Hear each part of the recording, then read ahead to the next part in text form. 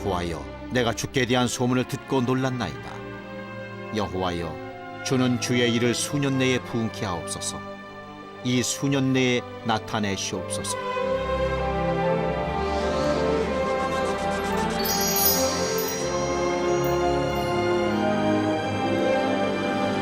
신학자 리처드스는 교회를 그리스도께서 세상에 일하는 방편이다 라고 정의하고 있습니다. 교회를 통해서 하나님은 선을 이루시고 이 땅을 복음화하신다는 것이죠. 마찬가지로 한국에서도 교회를 통해 부흥과 성장을 거듭하며 발전해 왔습니다. 세계 교회사에서 유래를 찾아보기 힘든 부흥의 역사가 이 복음의 불모지나 다름없던 한국에서 여러 차례 일어난 것에 대해 기적과도 같다라고 말합니다.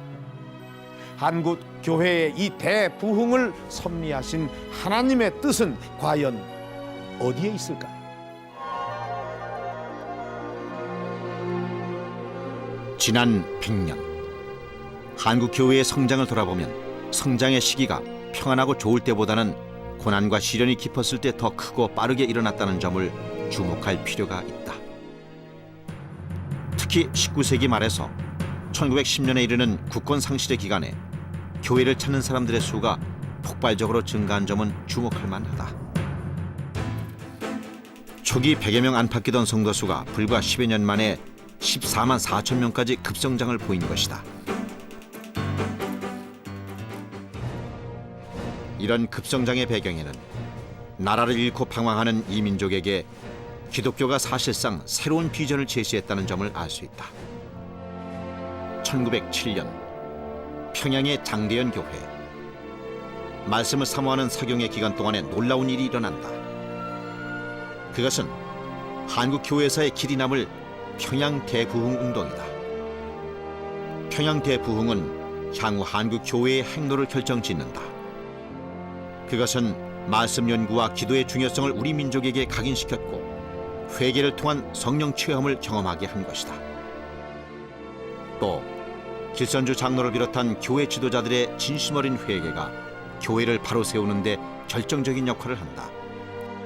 말로만 믿는 신앙에서 변화하고 행동하는 신앙으로 거듭난 것이다. 나라를 빼앗기고 재산을 약탈당하고 절망의 나락으로 떨어진 이 민족에게 필요한 건 마음의 안식처였다.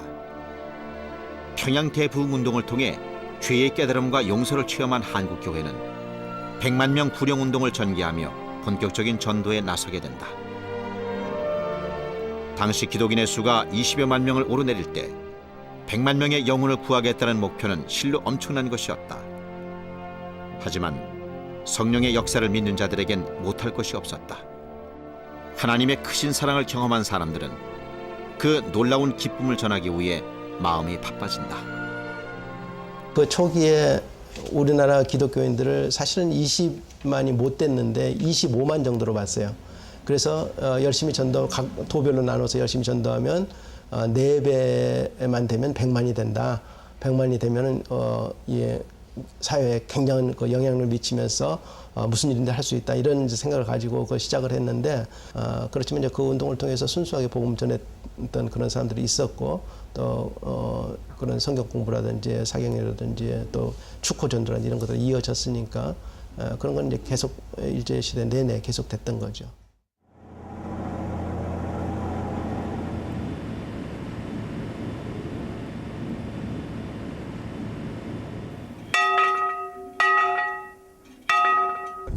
한국대학생 선교회 김준곤 총재. 지금은 여기 그가 신앙의 어머니를 찾아 멀리 증도까지 내려왔다.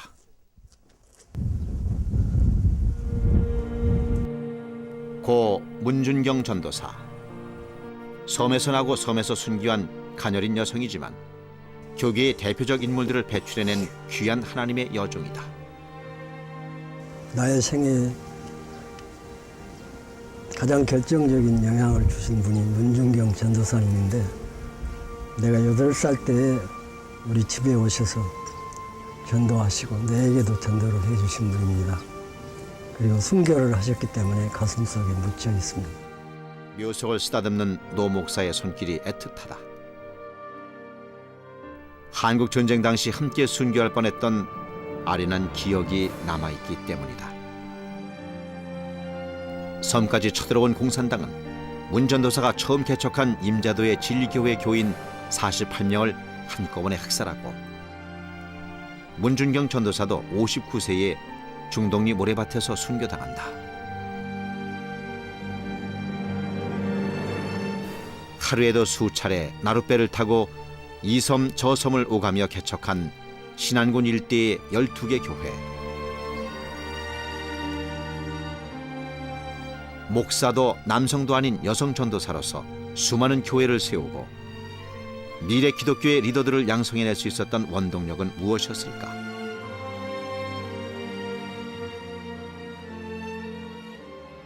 스스로도 힘겨운 삶이었지만 그녀는 목포 북교동 교회에서 부흥사 이성복 목사를 만나게 되면서 복음에 눈을 뜨게 된다. 경성성경학교에서 체계적인 교육을 받은 문준경은 전도인이 돼서 고향인 신안군으로 내려온다.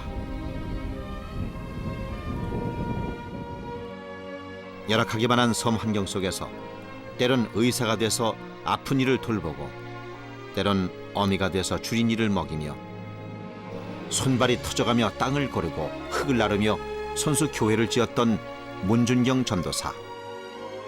당시에 세운 교회들은 진리의 통로가 되어 60여 년이 흐른 지금 95%의 지역 복음화라는 풍성한 열매를 맺고 있다. 한국 교회는 민족의 비극인 한국 전쟁을 거치면서 더 큰 시련에 봉착하게 됩니다. 공산 정권이 들어선 북한의 사정은 더욱 비참해서 많은 기독인들이 인민재판이란 미명하에 목숨을 잃었습니다. 이처럼 한국 전쟁을 통해 교회가 입은 피해는 실로 막대한 것이었습니다.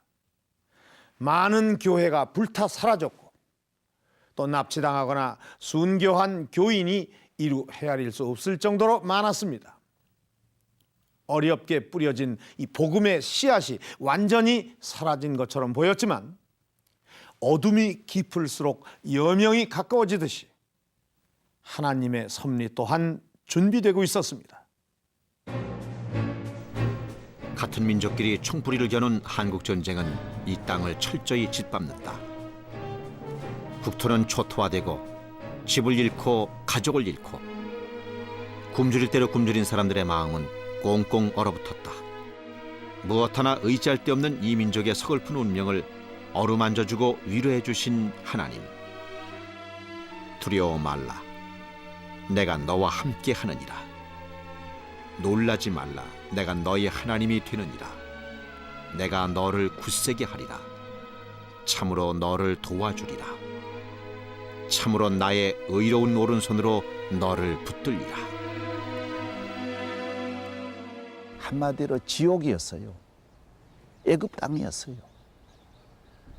우리가 뭐 못 입는 거고 그건 옷이 아니었고 신발은 거의 없었고 먹는 것이 아니었어요. 그게 사람일 수가 없거든요. 지금 개도 그래 먹는 개는 없어요. 그럴 때에 하나님께서 선교사들을 통해서 집중적으로 무슨 소나기 폭탄 떨어뜨리듯이 우리나라를 도와준 거예요. 우리가 이런 그 어려운 그런 비극의 땅에서 우리가 출애굽한 거예요. 탈출한 거예요. 오늘 우리가 어떤 교만한 생각을 가지면 안 돼요. 성전이 자취를 감춘 자리 위에 천막교회가 세워진다. 다행스럽게도 복음의 씨앗은 얼음처럼 굳은 땅 속에서도 죽지 않고 살아있었다. 사람들은 더욱 말씀을 사모하며 천막으로 모여들었다. 참으로 놀라운 숫자였다. 전쟁으로 구화가 되고 소리를 빼앗긴 농아들의 찬양이 울려 퍼졌다. 고사리 손으로 수화를 베어 하나님께 드리는 찬양. 세상 무엇보다 아름다운 찬양을 기뻐 받으셨을 하나님. 재건은 빠르게 이루어졌다. 하나님이 파송하신 해외 선교사들이 구호에 나서면서 한국 교회는 다시 힘을 얻기 시작한다. 이때 한국교회를 응원하는 역사적인 행사가 진행된다. 1956년 전쟁으로 폐허가 된 이 땅에 세계적인 대부흥사 빌리 그레엄 목사가 방한한다. 부흥회가 열린 서울운동장에는 5만여 명의 기독인들이 모여들었다. 이승만 대통령도 이날 집회에 참석해 하나님 나라를 열정적으로 전하는 빌리 그레엄 목사의 설교를 듣는다. 세계적인 전도사 빌리 그레엄에게도 이날의 집회는 특별했다. 3년여의 전쟁을 끝내고 피폐해질 대로 피폐한 가운데에서도 하나님의 음성을 듣기 위해 모인 군중들이 5만 명에 달한 것이다. 하나님께서 한국교회를 사랑하셔서 허락하신 축복이다. 아마 이런 생각을 하게 되고, 또 참 6.25와 같은 그런 고난을 통해서 한국교회가 엄청난 참 시련을 겪었잖아요. 그것을 위로하기 위해서 하나님이 주신 축복이 아닌가. 또 6.25 때 많은 순교자들이 피를 흘렸어요. 그 피에 대한 하나님의 보상이 아닌가. 이 집회 이후 한국교회는 자립의지를 높이며 부흥회를 통해 영적 각성과 교회 부흥을 시도하게 된다. 특히 교파를 초월한 연합 집회들이 계획되고 이어진다. 1958년 4월 남산에서 열린 부활절 촛불 예배. 2만 명의 성도들이 운집한 이날의 예배는 일대 장관이었다. 전쟁을 겪지 않은 사람들이 부활의 참 의미를 알 수 있을까? 부활의 기쁨과 감사는 우리 민족에겐 더욱 남다를 수밖에 없었다. 이같이 교파를 초월한 부활절 연합 예배는 이후 정례화된다. 유독 시련이 많았던 한 민족에게 의지할 피난처는 오직 한 분, 하나님뿐이었다.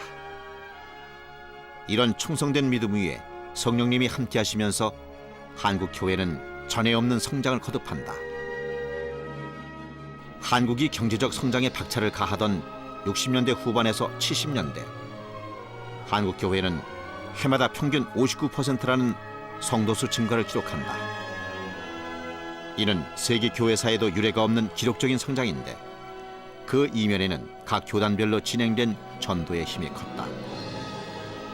먼저 요한 웨슬리의 부흥운동을 이어받은 감리교는 5천 교회 100만 성도 운동을 전개했고, 적극적인 사회 봉사로 교회 성장에 박차를 가한다. 장로교는 자립과 자치, 자력 전도라는 레비우스의 원칙과 보수 신학을 바탕으로 총력 전도에 나선다. 1970년부터 전개된 5천 교회 150만 성도 운동을 통해 크게 성장한다. 합동축도 교세 확장을 위한 1만 교회 증설 운동을 통해 많은 교회와 성도들이 증가한다. 또 성결교, 침례교 등 각 교단들이 60년대부터 확산된 부흥운동, 성령운동, 신유운동, 전도운동 등을 통해 교회 성장의 분위기를 조성하며 7, 80년대 한국교회는 성장을 거듭하게 된다. 특별히 새벽기도회 같은 기도운동, 이것은 세계 어느 나라도 본따지 못하는 영적인 기도운동이 한국교회가 그 목표를 세워서 1천만 선교운동이라든지, 그것이 사방에서 전도운동 또 간증 이런 것 통해서 한국교회가 급성장을 하지 않았는가. 그런 가운데 1973년 빌리 그레엄 목사가 다시 한국을 찾는다. 17년 전과는 비할 바 없을 정도로 많은 사람들이 전국 각지에서 모여들었다. 연일 100만 명의 인파가 여의도를 가득 채웠다.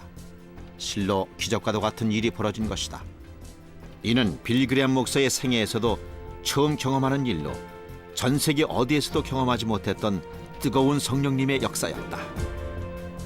빌리 그레엄 대회는 교회사적으로 굉장한 의미가 있는데요. 말씀드린 대로 우리 한국교회는 다양한 교파들이 각각 독립적인 그런 교회 운영을 해왔는데, 빌리 그레엄 집회를 통해서 초교파적으로 모든 교회가 한 군데 모였다고 하는, 여기에 큰 의미를 이제 볼 수가 있습니다. 그리고 이 집회를 통해서 많은 사람들이 주님에게 돌아오는 선교의 결과를 가져왔다고 하는 것에 있어서 역사적 의미를 찾을 수 있습니다. 침례교 세계연맹 총회장을 지낸 김장환 목사가 당시 통역으로 빌리 그레엄의 열정적인 설교를 전했다. 이 대회의 주제는 회개와 구원, 전도였다. 회개의 중요성은 거듭남의 조건이기 때문이며, 거듭남은 새로운 부흥의 물꼬가 되기 때문이다. 세계적인 부흥사는 이 점을 역설한다. Will be the King of Kings and Lord of Lords, our Lord Jesus Christ. 그분이 바로 만왕의 왕이요 만주의 주가 되시며 우리의 구세주가 되시는 And 분입니다. behind him will be the armies of heaven. 여러분의 죄를 회개하시기를 원하시고 계십니다. The scripture says, God now commandeth all men everywhere to repent. 성경은 말하기를 모든 사람이 회개할 것을 명하노라. If we go to heaven, 우리가 천국에 만약 간다면, if we're to be saved, 우리가 만약 구원을 if 받는다면, our sins are to be forgiven, 우리 죄가 용서를 받는다면 we have to repent. 우리는 회개를 해야 됩니다. Americans have to repent. 미국 사람도 회개해야 됩니다. The Russians have to repent. 소련 사람도 회개해야 The 됩니다. Chinese have to repent. 중국 사람도 회개해야 The 됩니다. Europeans have to repent. 구라파 사람도 회개해야 The 됩니다. Koreans have to repent. 한국 사람도 회개해야 됩니다. There's only one way to the cross, and that's by the road of repentance. 십자가로 갈 수 있는 길은 한 길밖에 없는데 그것은 회개하는 길입니다. I'm going to ask you today to receive Christ. 나는 오늘 여러분 예수를 영접하기를 원합니다. I'm going to stand up right where you are. 여러분이 앉아 계신 그 자리에서 예수 믿기로 작정하는 분들은 일어서라고 하겠습니다. Stand up 그 자리에서 일어서 주시기 and 바랍니다. say today, I want to receive Christ. 일어서면서 나는 예수를 영접하겠습니다. You may be a member of the church, 여러분이 교회 나가시는 분인지 모르겠습니다. but you're not sure that Christ lives in your heart.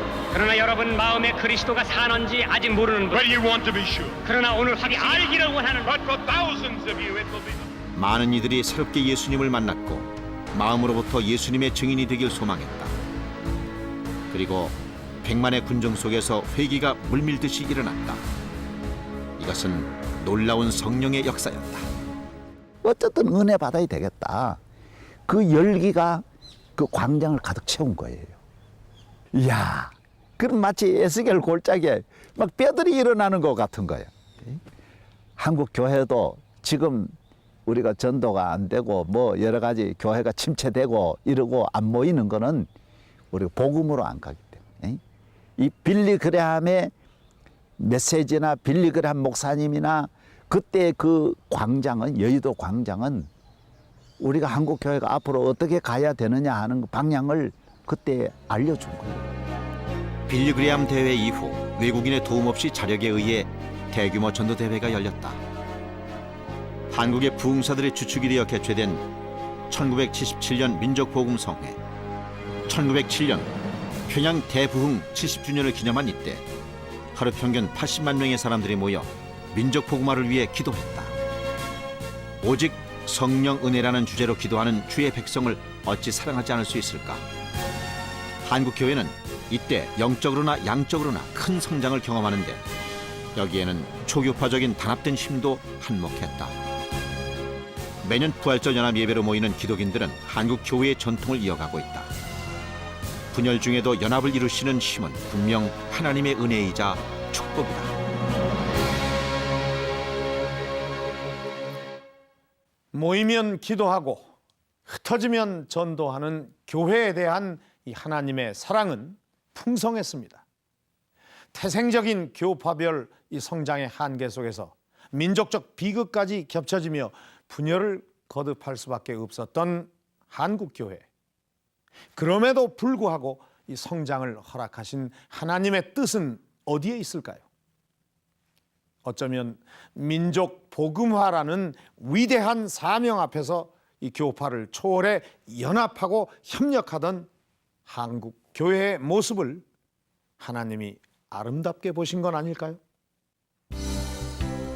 1980년대에 들어서도 한국 교회는 놀랍게 성장한다. 80년 세계복음화 대회, 84년 기독교 100주년 선교 대회, 88년 복음화 성회 등 굵직굵직한 연합 대회를 치르면서 한국 교회는 더욱 부흥한다. 여기서 한 가지 주목할 만한 사실은 이러한 대성회를 개최함에 있어서 분열을 거듭해오던 한국 교회가 교파의 담을 헐고 서로 협조하고 참여했다는 데 큰 의미가 있다. 그 결과 80년대 중반에 이르러 한국의 기독교인이 1천만에 다다르게 된다. 이와 같은 성장에 있어 민족복음화 대회 등 초교파 집회의 영향은 결정적이었다. 이를 입증하는 것 중 하나가 한국에서나 세계에서나 가장 큰 성장을 나타낸 오순절 기독교 대한 하나님의 성회다. 오순절파의 대표적인 교회인 여의도 순복음교회는 교회 성장의 대명사로 불려진다. 여의도 순복음교회는 조용기 목사의 오중복음 삼중축복의 메시지를 중심으로 강력한 성령운동을 전개해 창립 당시인 1958년 불과 5명이던 성도 수가 지금은 75만 명을 헤아린다. 이 헐벗고 굶주리고 가난하고 좌절과 절망에 처한 사람들에게 복잡한 것은 필요 없어요. 이 이론적인 것 그리고 너무나 미래적인 것도 필요 없어요. 현재 살아가기 위한 희망을 줘야 되기 때문에 물에 빠진 사람에게 고무주부를 던지듯이 이 단순한 그리스도의 삼중 축복 전인 구원의 메시지를 강하게 전함으로 그 사람들에게 희망을 주고 소망이 일어남으로 교회에 많이 오게 된 것입니다. 이처럼 놀라운 성장의 배경에는 성령 충만과 신유 사역, 전도 활동으로 대변되는 부흥운동이 깔려 있다. 그리고 소그룹 활동을 통한 성도 양육에 힘쓴 결과기도 하다. 한국교회에서의 순복음 운동, 순복음교회 운동은 대단히 중요한 교회사적 의미를 가진다라는 것이죠. 그것은 일부 비판점이 있기는 하지만 결국 한국 기독교인들에게 영적 파워를 형성하게 하고 그들로 하여금 열심을 창출하고 그들로 하여금 교회에서 어떤 결집력을 보이게 하는 이러한 성령 운동으로서의 역할, 또 그러한 신앙 운동으로서의 어떤 모범을 보이고 있다라는 측면에서 역사적 의의가 대단히 크다 이렇게 볼 수 있습니다. 급속한 성장을 이룬 한국교회. 그 성장의 속도는 놀라울 정도다. 1960년부터 2000년까지 40년간 한국의 교회 수는 5천 개에서 6만 개로 12배나 증가한다. 70년대에 교회가 하루에 7개씩 세워집니다. 개척교회가 하루에 7개씩 세워지면 교회 세워지면 그냥 금방 또 짓고 그와 같이 교회 성장이 엄청나게 일어나죠. 그 물길이 1980년대까지 갑니다. 성도 수도 60만 명에서 900만 명으로 15배나 증가하는 괄목할 만한 성장을 한 한국교회. 이런 성장의 배경에는 교회가 기도와 성령운동, 성경 공부 등 부흥을 위해 전력을 다했다는 점을 들 수 있다. 여기에 정치, 사회, 경제적으로 매우 어려웠던 현실 상황이 더해져 교회의 성장을 도운 것도 사실이다. 이를 수치로 보면 더욱 확연하다. 1970년 개신교인은 320만 명, 군사정권 시대인 85년에는 약 2배 이상 늘었고 IMF 때는 876만 명에 이른다. 이는 전체 인구의 약 20%로 10년 동안 무려 35%의 성장을 한 셈이다. 이러한 급격한 성장 속에서 한국 교회가 간과한 부분은 없을까? 2005년 통계에 따르면 개신교인 수는 지난 10년간 1.6% 감소했다. 주목을 끄는 건 천주교 신자의 폭발적인 증가수다. 또한 종교별 호감도에서도 하위를 기록한 개신교. 이 같은 통계 수치가 말해주는 것은 무엇일까? 잘 보면요, 한국교회가 사회적으로 여러 가지 일들을 하고 있습니다. 사회복지에 있어서도 거의 70%가량이 한국교회의 배경을 가지고 활동을 하고 있어요. 그런데 세상 사람들은 그런 것에 대해서 잘 모르고 있습니다. 왜 모를까? 그리고 아직도 왜 한국교회의 사회적 책임과 기여를 인정하지 않을까? 그것은 어떻게 보면 우리가 최선을 다하지 못하는 것도 있지만 어떻게 보면 일은 하지만 너무 경쟁적으로 일을 하고 개교회적으로만 일을 하고 하나 되지 못한 우리의 모습을 보이고 있기 때문에 그들도 우리의 사역을 인정하지 못하는 것이 아닌가. 그렇다. 80년대까지 급성장을 보이던 한국 기독교와 교회가 90년대 들어서 성장이 둔화되다가 2000년대 와서는 감소세로 돌아섰다. 성도 수의 감소, 이미지의 악화. 그 이면에는 한국 교회가 반성해야 할 부분이 적지 않다.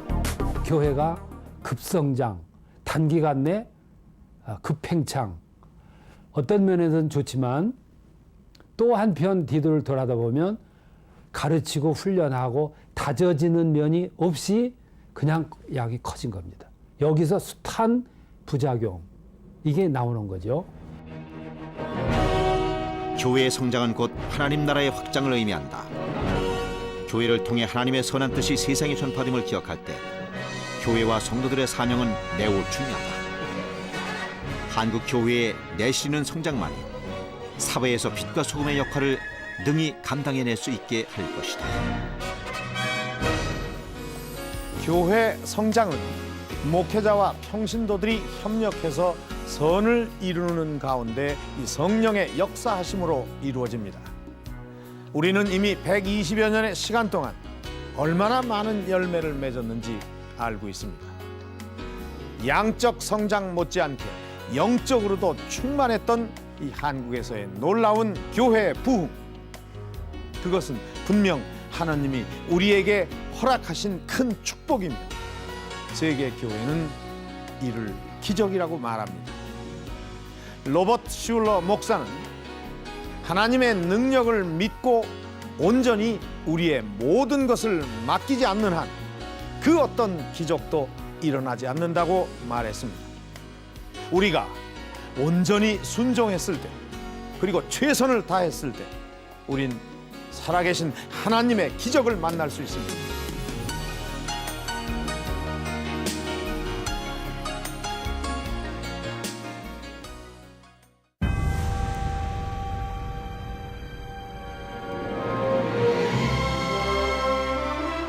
한국에 일어났던 부흥의 역사, 이 놀라운 축복을 땅끝까지 전하기 위해 한국 기독교인들이 움직이기 시작합니다. 전쟁으로 피폐해진 한국 교회에 새바람을 일으키는 선교사들. 내일 이 시간 만나보실 다큐 스페셜 기적, 사명과 순종에서는 지상명령의 과제를 다하기 위한 선교사들의 노력이 펼쳐집니다.